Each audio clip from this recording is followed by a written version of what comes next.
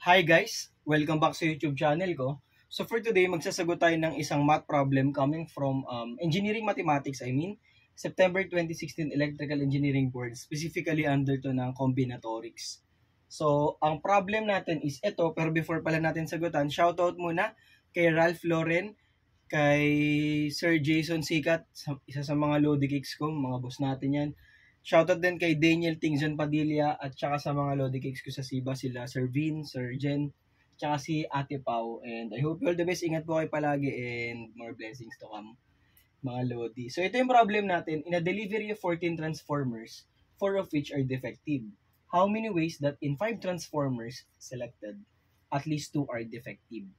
So automatically, kapag kasi nagse-select tayo based on this condition, combination yung gagamitin natin kasi random yung selection natin.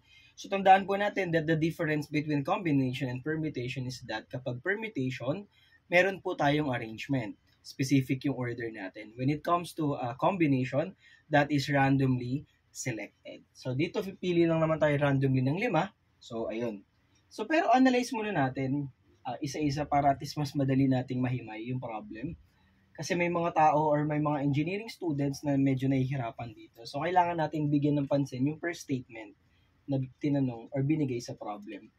In a delivery of 14 transformers, 4 of which are defective. So, ibig sabihin, kung 14 yan, 4 yung defective, mga Lodi Cakes, 4 defective. Ilan po yung okay?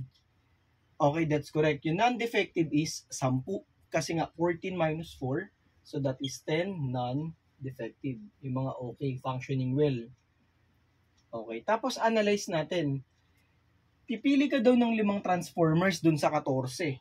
In how many ways na makakapili ka ng 5 na such that at least 2 are defective? Okay, makinig maigi guys ha. So, sinabi at least 2. Okay, so ano ibig sabihin ng at least mga idol? So, tandaan po natin that the word at least means greater than or equal to. So, kumbaga minimum natin is 2. So, ang tanong guys, kung minimum natin ay 2, ano yung maximum natin?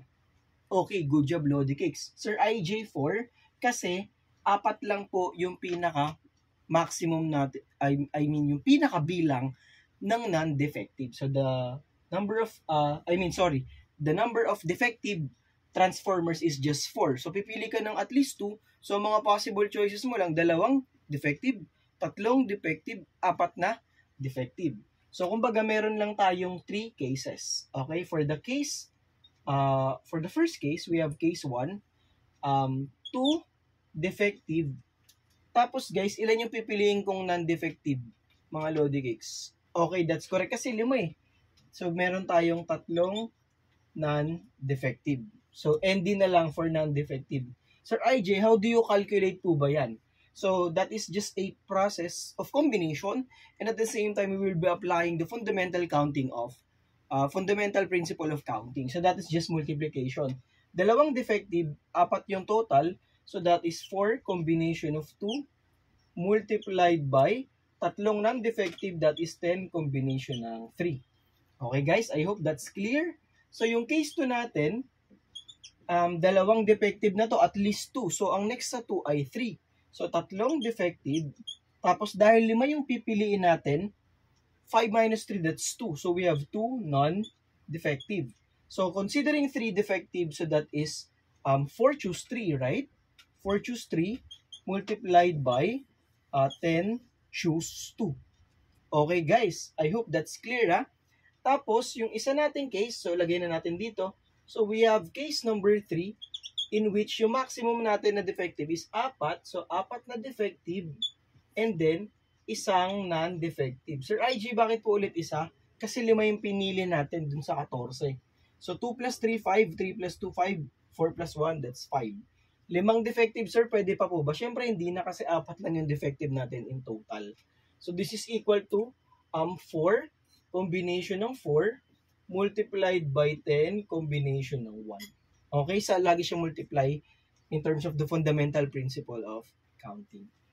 Okay, or FCP, the fundamental counting principle. So pag ito in-evaluate natin guys, so 4 choose 2, that's 6 multiplied by 10 choose 3, that's 120 times 6, 720. 4 choose 3 is 4, 10 choose 2 is 45. So that is 180. You can verify with your calculators. So for choose 4 is 1, 10 choose 1 is 10. So this is 10. So the total number of ways to select at least 2 defective. So that is 720 added to 180 added to 10. Therefore, the correct answer is 910. Ayan lang siya mga Lodi Cakes.